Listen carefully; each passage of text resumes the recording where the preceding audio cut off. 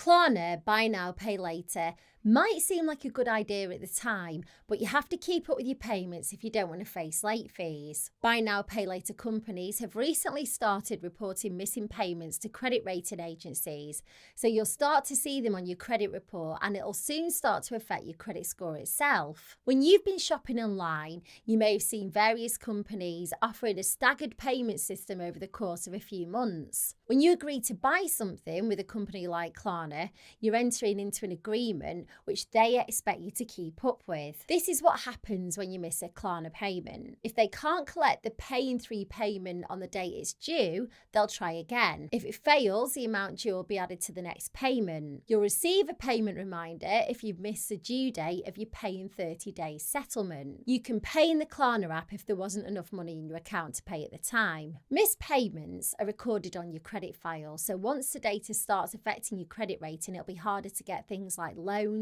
credit cards and mortgages. If something beyond your control has happened, like an injury or illness, personal changes to your income, or a change to your employment status, then you should speak to Klarna customer services. You can do that online by signing into your account, and if you think you're about to miss a payment, let Klarna know as soon as possible. They may have a solution that could resolve the issue, and it's always best to communicate and be upfront. You can't just ignore Klarna and keep missing the payments, because they will send the outstanding debt to debt collection for recovery. If you found yourself in debt with Klarna and you feel a bit overwhelmed, there are options available to you if you're financially struggling. I'll run through some of these with you now. With these solutions, they aren't all suitable for everyone, but you might find that one or two might work for you. I'll quickly explain them to you. So first up, we've got debt management plans, and they're an informal agreement that you make with the creditors to pay back your debts at a lower and more affordable rate. Normally that means paying less each month, but over a longer time frame. Next is debt relief orders, and they freeze your debt payments for a full year.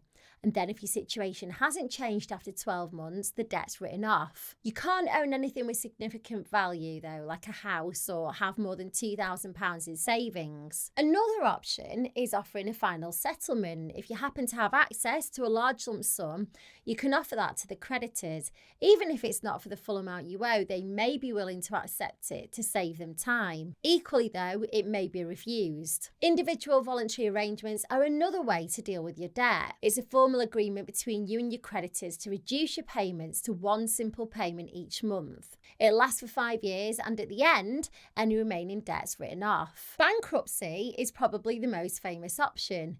You may already know, but with bankruptcy, all your assets are reviewed and some may be sold off to pay back your debt. After a year, any remaining debt will be written off. When debt mounts up, it's overwhelming, but it's best not to ignore them or it'll just get worse. One simple step that you could take today is to find out if any of the debt solutions that I mentioned could work for you. In the description of this video, I've linked to a form on my new website, and it's got a few multiple choice questions like how much debt do you owe, how many people do you owe, and then at the end of the form, it'll connect you to a company that I've partnered with to provide you with all the information you need about debt solutions that are available. So click the link in the description, go and check it out, and let me know how you get on.